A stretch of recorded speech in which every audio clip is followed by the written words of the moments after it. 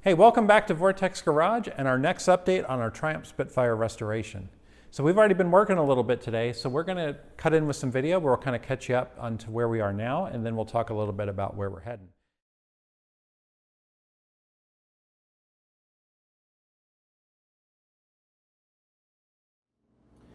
All right, just to bring you up to speed on what we're doing right now, we didn't use our hole punch tool to go ahead and punch holes into this panel that we repaired, so we went ahead and did that with the drill. That way we can go ahead and clamp this together and get the spot welds done, get this inner piece attached to our floor pan, and we're going to do the same up on the front here.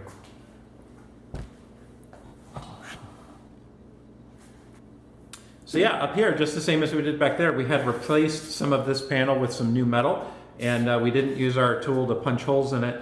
So we've only got a couple to do. Our pan ends right about here, and then things will be a little different here with how the rocker goes. So we're going to go ahead, drill a few holes here, and then we can work on getting this piece attached to our floor. And that's going to take us one step closer to building the structure back out.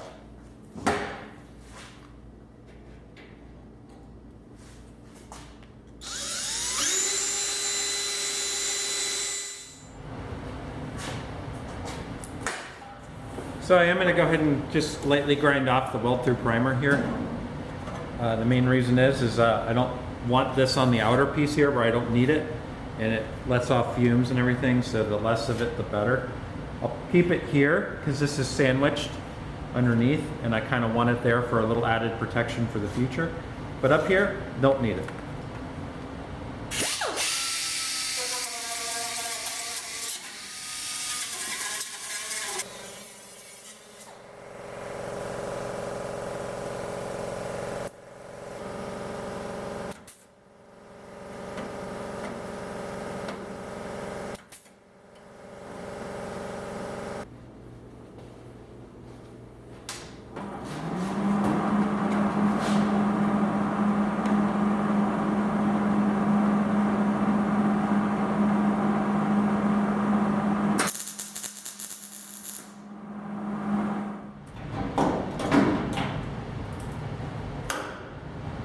I am going to skip around in the panel a little bit so that I don't overheat too much and warp things, and we'll take our time.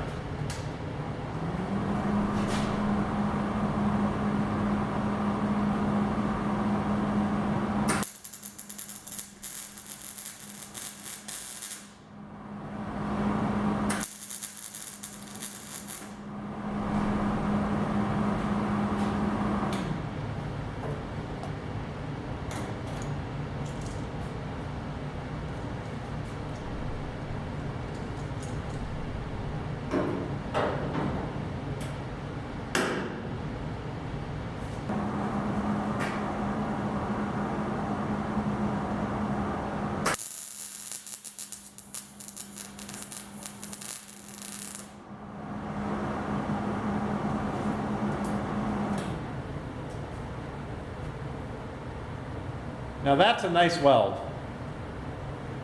All right, so I'm pretty sure we're still in frame here, and essentially what we did so far to kind of get to this spot is we went ahead and we drilled and punched some holes into this piece here, a few that were already existing. We went ahead and clamped everything down, and we used our MIG welder to go ahead and do some spot welds of this piece, reattaching it to our new floor section.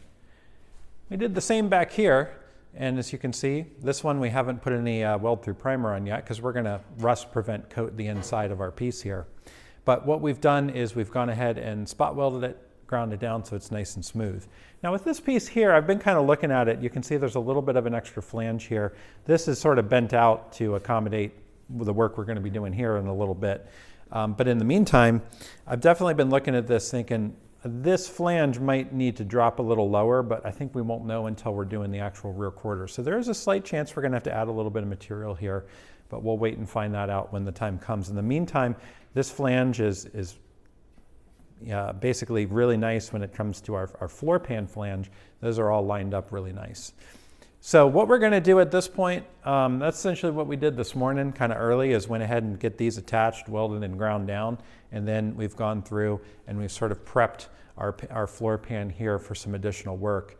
I've gone ahead and ground the E-coating off, put a little bit of weld through primer because we're going to have some sandwich metal here. Did the same on the top. And well, to be honest with you, that kind of, what camera am I looking at here? I think I'm looking at this camera. To be honest with you, I think that pretty much brings us up to speed with where we are here. Like I said, this morning was pretty much just prepping things and doing some spot welds and cleanup of the welds here. So I guess that does take us to a good point. And I know I've got the cameras positioned in a way that's going to be really hard to kind of turn and show things. So hopefully it looks okay when I do the editing. But one of the things I want to do is try to give a little bit of detail as we do things. And maybe it would make sense to, nah, it's fine. I'll do it. We'll do it live, you know. So anyway, I do want to be able to show some detail on things that we've found as we go along to kind of share that with you. So let's talk about the sandwiching of metal really quick. That's what you have this piece in your floor pan we have currently sandwiched. But one of the things we have to consider is that our outer rocker is going to come along here. So what I did is I went ahead and welded these two panels together and then ground it relatively smooth, because this panel will be hidden in the middle of the sandwich, but I need it relatively smooth so that I have a nice smooth spot to lay the other panel on. So the outer panel we'll go ahead and punch holes through, and if I do it smart, I'll probably punch holes where I don't have the weld sitting, and I'll go ahead and spot weld that piece to here. So what I end up with is a sandwich of panels that are all welded together separately, but become a solid piece when it's all said and done. And that's a little bit different than how that would have been done from the factory. Let's take this piece, for instance. You can kind of see where I've done, and maybe you can't, but that's good because I ground it down smooth. But this is where I did 1, 2, 3, 4, 5 spot welds with the MIG gun, ground them down smooth. What they would have done from the factory is had a spot weld tool with points on either end, and I don't have one to show you, but you've seen them in videos, and it clamps on either end, pushes it together, and zings a weld. And it basically fuses those panels together. So think about your quarter panel would be here as well. So you would have, again, a 3-panel sandwich right here. And sounds good, right? But anyway, the spot weld tool would push all those panels together and zing that spot weld, basically fusing all 3 of them together. Well, we don't have a spot weld tool, so we need to do things a little differently. So what you got to do is you got to think about what panels you're going to drill the holes in and what panels you're going to leave solid, and then go ahead and do your welds. And then, are you having a 3-panel sandwich? Then, and that's the case, you need to not just grind these smooth for body work, but kind of get them smooth enough so that 3rd panel will fit over. So what you end up with, and I'm hoping that I'm describing this well, is that, and if you look at this panel in particular, 1, 2, 3, 4, 5 spot welds here. What you'll see in the video that we had cut earlier was we had 5 holes in this panel right here, but our floor piece didn't have any holes. So when we spot welded it, we MIG welded this panel to the underlying panel using the holes that were in it. Now this panel is smooth and this panel is smooth, so whatever goes over top of that will have to have holes punched in it, and you'll end up with all 3 of those panels basically welded together because of that. So that's kind of the thinking that you have to do when you go along, and that sort of takes us to where we are with what we're doing next, which is, well, let's show you. That's going to be taking this piece and figuring out where we need to grind off E-coating and where we want to punch holes versus where we want to leave this a solid piece and weld in. So I'm going to try to use this camera to show you that a little bit because this is a little closer. So this is basically how our panel will fit. Of course, it'll be inside. So it'll be inside like that, but to kind of take out and show you, I've sort of marked this a little bit. So we're going to grind off E-coating on all these flat surfaces and then this surface here as well. We're going to go ahead and punch holes in this flange, and that flange will sit, and I can go ahead and put it in to show you, because that flange sits right here. Why are we not sitting level? Sitting up on something over here. All right, so that flange will sit and basically, hang on.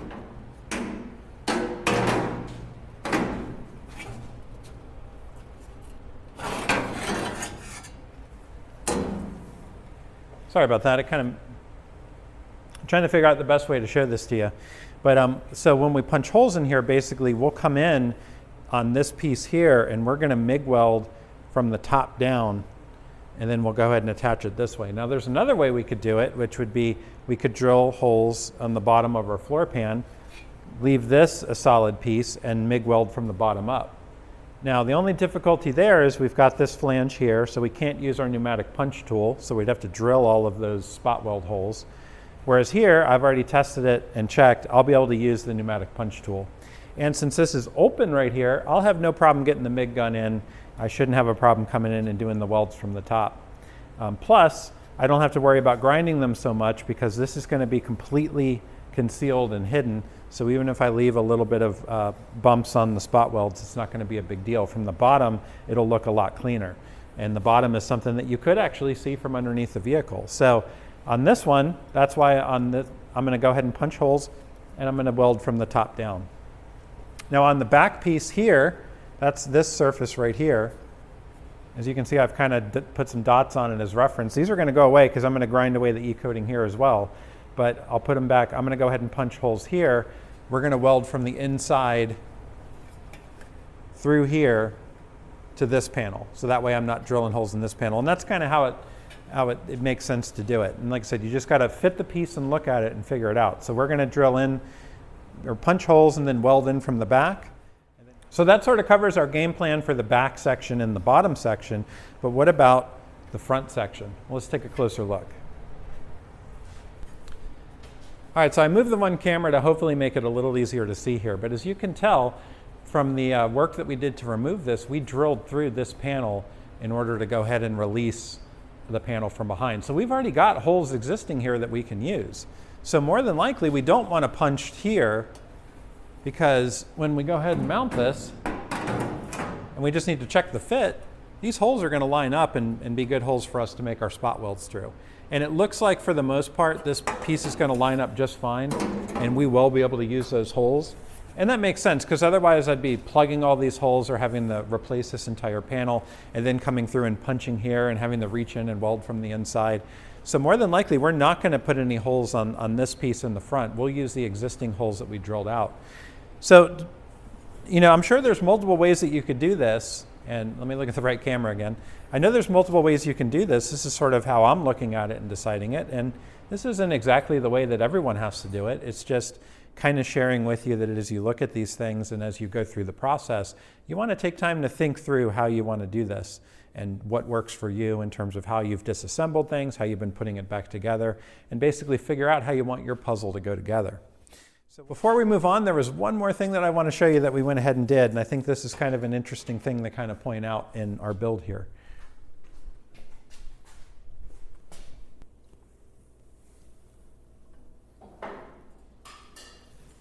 All right, so as we looked at how this panel fits, and then we looked at how everything was going to go, we realized that if we punch our holes in the bottom here, we have no problem getting our MIG gun in from the top, except for one spot in the back. When we get to this piece under here, this panel's going to be in the way.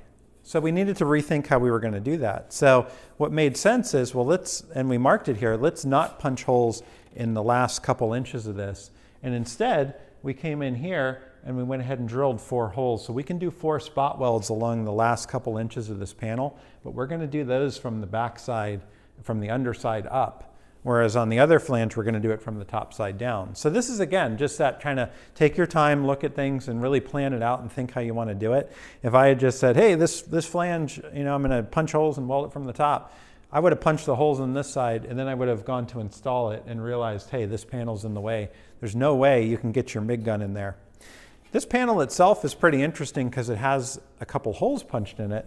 And this one in particular is neat because, and this one as well, these are actually access holes for the spot weld gun to go ahead and attach the inner rocker.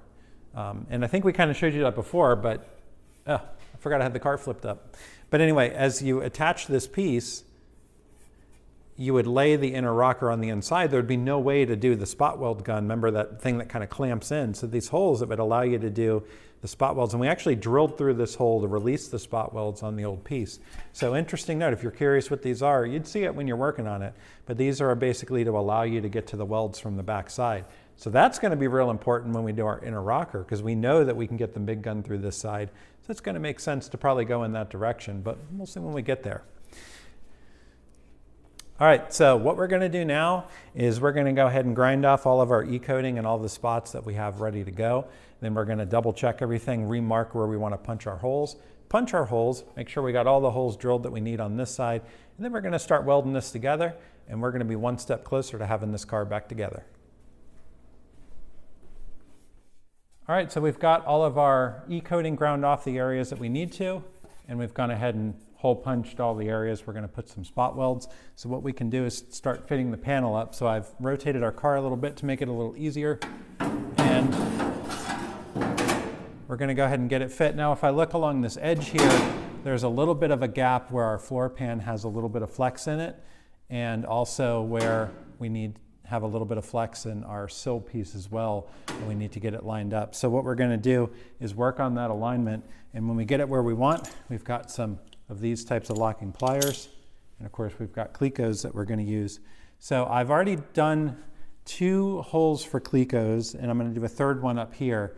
So what I've done is I've taken and marked 2 of the holes that I've punched through, and then I've drilled through one on the floor pan, one on this piece here, so I can go ahead and install clecos. As you can tell, I did a little bit of test fitting off camera already. So I'm going to go ahead and mount one of these clecos in the back here where you can't see with the camera, and then I'm going to do the one up here.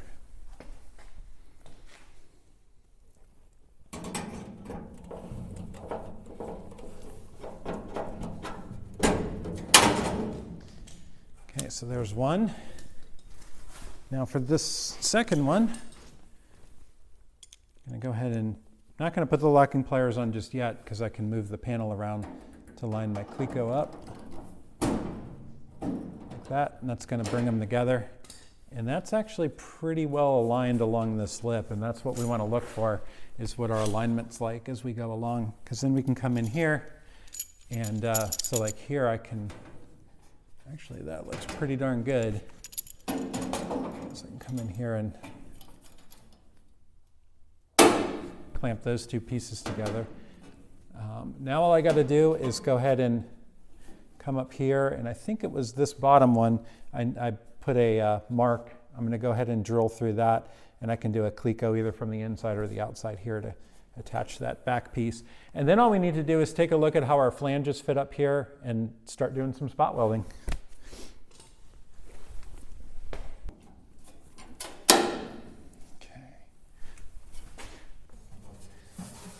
So I'm really liking the fit, so I think I'm good to go ahead and drill here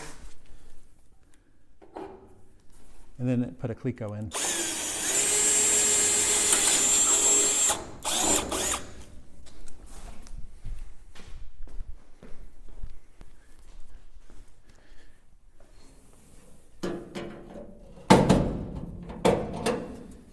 There we go. So interestingly enough, this one right here is actually, it looks like it's right on the edge of where the curve starts to happen. So there's a little bit of a fitment difference here from our old one is. So I might want to adjust where these go, but I'm probably going to do this piece last. And if I need to drill through any of it or pop holes, I can make a decision to do that. That's the furthest one in. So I think we're fine. I think we'll be okay on them. But I'm going to take some measurements and double check that, and then we'll proceed forward with that. I want to look at these as well. I think we'll be good there. We'll be able to stitch these up just fine, and we'll be in good shape. So I think I might punch a couple holes in here so I can weld from the inside now that I'm talking about it, but I'm going to mark them and measure them and do it from there. I could plug weld these holes up and grind them down, but I think I'll use some of them, and I'll use some from the backside, and that'll do this front piece. And we're going to be super, super good and nicely attached everywhere else. So, all right, I'm looking pretty good. So I got a little bit more hole punch to do, and then I'm going to get it back in one more time, and we'll start with our welding. I don't know what camera to look at, but you can hear me. Here.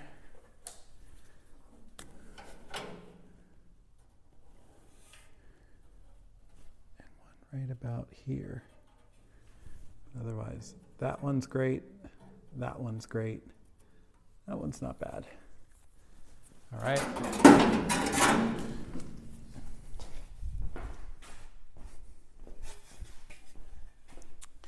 All right, that was nice and simple. I'm gonna go ahead and get this put back in.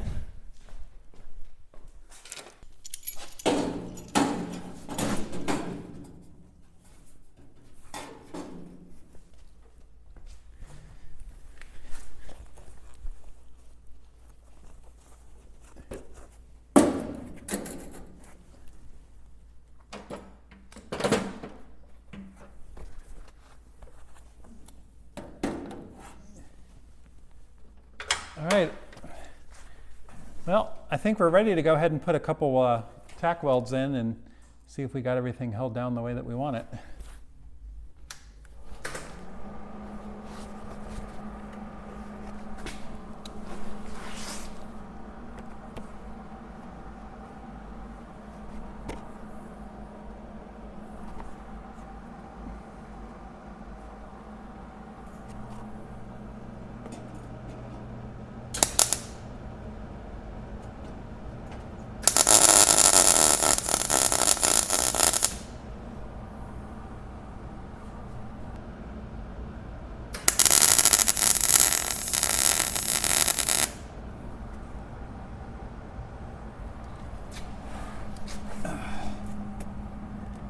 So this is also good practice for me, kind of doing spot welds in a bit of a odd angle and a bit of a tight squeeze. And you can definitely tell that there's some practice that has to be done, and we'll achieve that through here and we'll grind off what we want. But the big key, we'll make sure we got some good structure in here. So far, not looking too bad.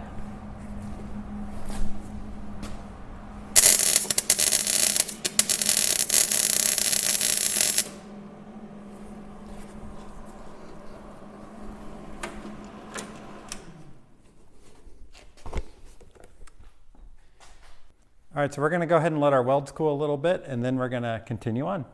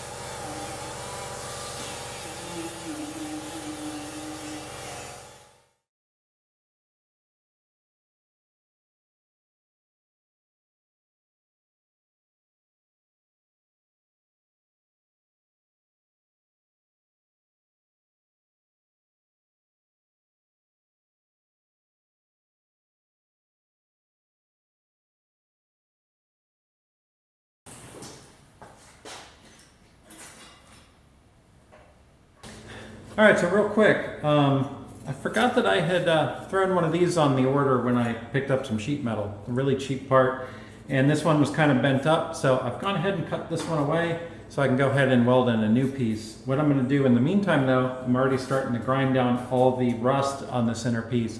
We're going to use a really good rust preventative coating in here, and I want to go ahead and clean all of this up before I weld this piece in here. So like I said, basically very simple like we've done before. I kind of came in here, cut away where the two welds were that hold this on, and I had already drilled out some spot welds here, so it was a real quick operation with the panel popper. I'm going to clean this edge up. I'll hammer and dolly this flange so I can weld the new piece on. Come in here, clean everything up. We'll get the new piece welded in, and then we're going to rust coat everything. And I'm going to even rust coat inside our inner sill. And then we'll go ahead and put our inner rocker on, so that way all the stuff in here, even though it's got e-coating, I've ground a few spots of it away. That way we'll be sure that everything is nice and clean. Now we'll press ahead.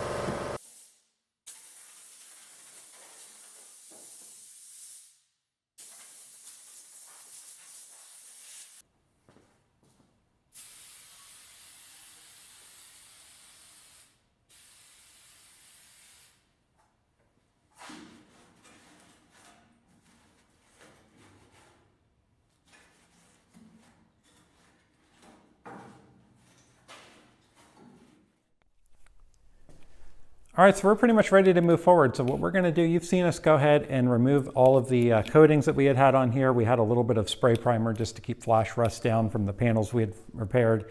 But we've got a lot of original metal here that had some rust and whatever coating from the factory was on it.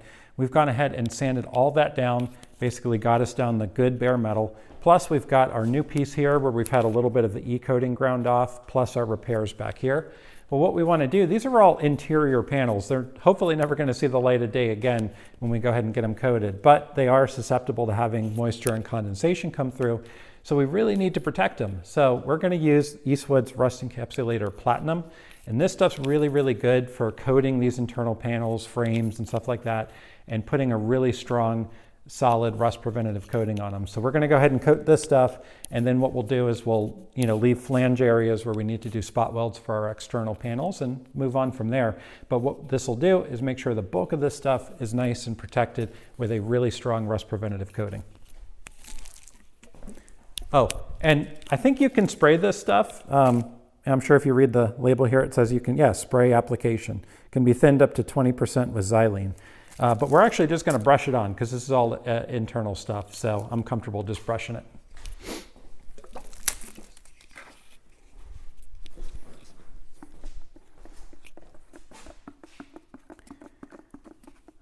All right, fun time getting the lid off, but I'm going to stir it up really good and start applying it.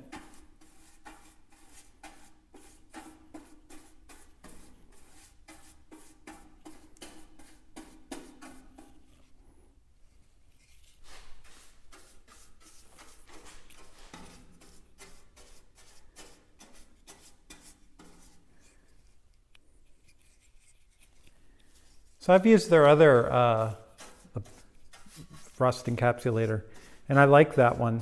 I used it on the Mustang project a little bit in the engine bay, and it's held up really well, and it went on really well.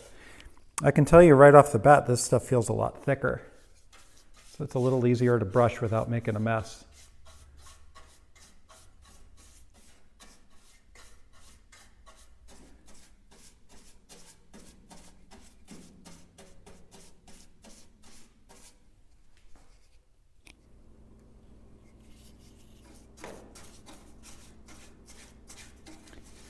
Although I'll probably never see this again, something about just putting the rocker on the outside, knowing that there's surface rust and things in here would just be something you wouldn't be able to sleep at night.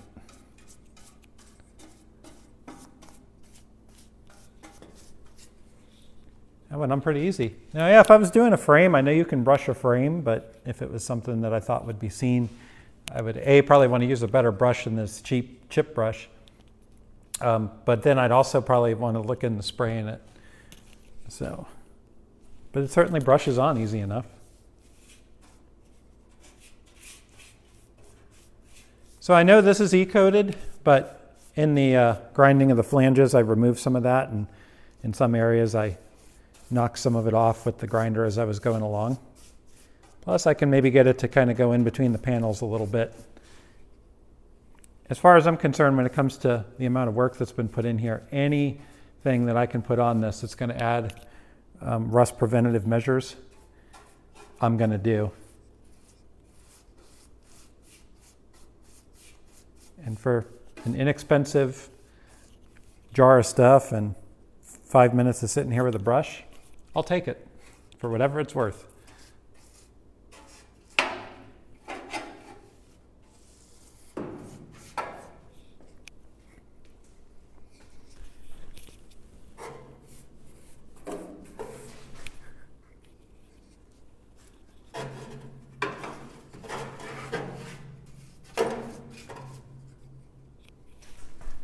Big one's all up in here.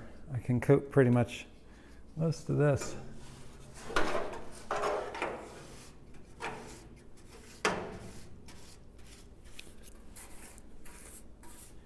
course, I'm probably going to have more of this off, and you can get to some of it from the inside.